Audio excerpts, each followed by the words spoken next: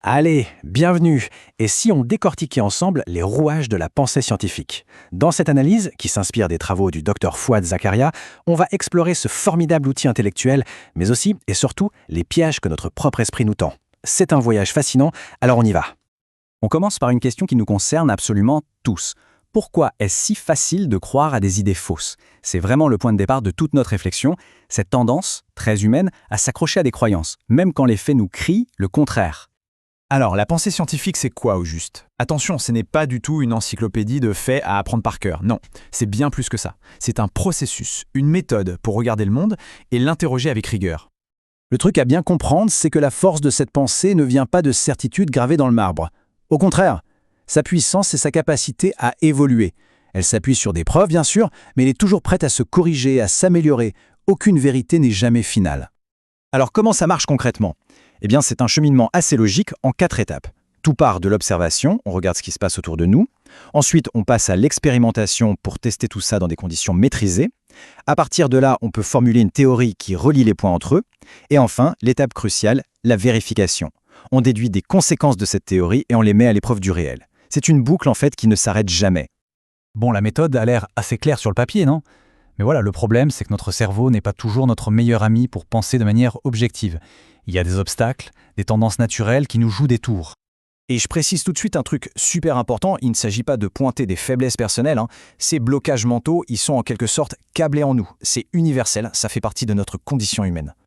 Alors, le premier grand obstacle, c'est ce qu'on appelle la pensée téléologique. En gros, c'est notre tendance naturelle à chercher un but à tout. On explique les phénomènes comme si la nature avait un plan, des intentions, comme une personne en fait.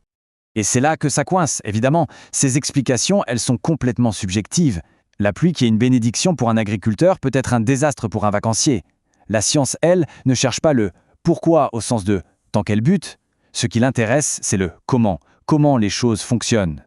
Allez, on passe à un autre gros morceau. Un obstacle vraiment vicieux, parce qu'il est souvent invisible. Notre respect, presque instinctif, face à l'autorité. Quand on parle d'autorité ici, on parle de quoi exactement? Eh bien, c'est cette source qui met notre esprit critique en mode pause. C'est le fameux « si telle personne l'a dit, alors c'est vrai ».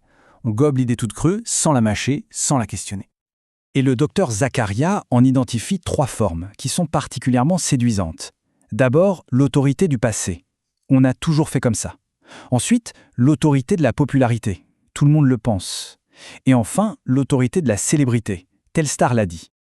J'adore cette citation. Elle est géniale. Elle inverse complètement la perspective. Pensez-y une seconde. C'est nous, aujourd'hui, qui sommes les anciens parce qu'on se tient sur les épaules de toutes les générations qui nous ont précédés. On a hérité de toute leur expérience. Ce tableau, il parle de lui-même, non? Ça montre bien que populaire ne veut absolument pas dire meilleur ou vrai.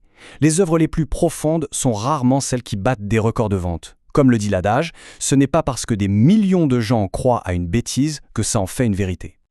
Et puis, il y a le grand classique, l'autorité transférée. C'est le piège typique. Ce n'est pas parce que quelqu'un est un acteur brillant ou un sportif de génie que son avis sur la politique ou le dentifrice a plus de valeur. La pub adore ça, évidemment, et ça marche du tonnerre. Ok, mais on pourrait se dire, à quoi bon tout ça aujourd'hui? Pourquoi est-ce que cette manière de penser est si cruciale? Eh bien, c'est peut-être même devenu une question de survie. Il y a un point qui est absolument fondamental à comprendre. La vitesse à laquelle on passe de la théorie scientifique à l'objet dans nos mains s'est emballée. Tout va beaucoup, beaucoup plus vite, et les conséquences de nos découvertes sont donc de plus en plus immédiates. Regardez un peu cette frise, c'est juste dingue. On est passé de plus d'1 siècle pour la photo, à 56 ans pour le téléphone, puis à 5 et même 3 petites années pour le circuit intégré. L'impact de la science sur nos vies est devenu quasi instantané. Et du coup, face aux immenses défis qu'on a devant nous, on n'a plus le droit à l'erreur. On n'a plus le luxe de l'à peu près, des opinions non fondées. Il nous faut des solutions basées sur des faits, sur une analyse rigoureuse, point barre. Ce graphique y met vraiment les points sur les i.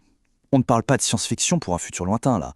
On parle de ressources essentielles qui, au rythme actuel, pourraient être épuisées de notre vivant. Ça oblige à tout remettre à plat, non? Bon, on a vu la méthode, on a vu les obstacles. Maintenant, la vraie question, c'est comment on fait?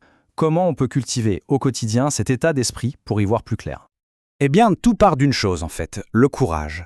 Pas le courage physique, non. Le courage intellectuel. Le courage de se dire « et si j'avais tort ?» Le courage d'aller à contre-courant des idées reçues. Et surtout, de douter de ses propres certitudes. Alors, à quoi ça ressemble quelqu'un qui a cet esprit scientifique? C'est quelqu'un qui ne confond pas habitude et vérité. C'est quelqu'un qui pratique l'autocritique sans chercher d'excuses, qui reconnaît ses erreurs. Et surtout, le point clé, c'est que la recherche de la vérité passe avant la protection de son ego. Et on arrive là au sommet de la montagne, si on peut dire. Le truc le plus difficile au monde, ce n'est pas de critiquer les idées des autres. Ça, c'est plutôt facile. Non, le vrai défi, le plus exigeant, c'est de tourner ce regard critique vers soi-même. C'est ça la clé pour vraiment avancer. Et voilà, on a fait le tour. Mais en fait, tout commence maintenant. Cette analyse, elle se termine par une invitation à l'action. La question est simple. Quelle est la première idée toute faite, la première certitude, que l'on va oser remettre en question dès aujourd'hui ?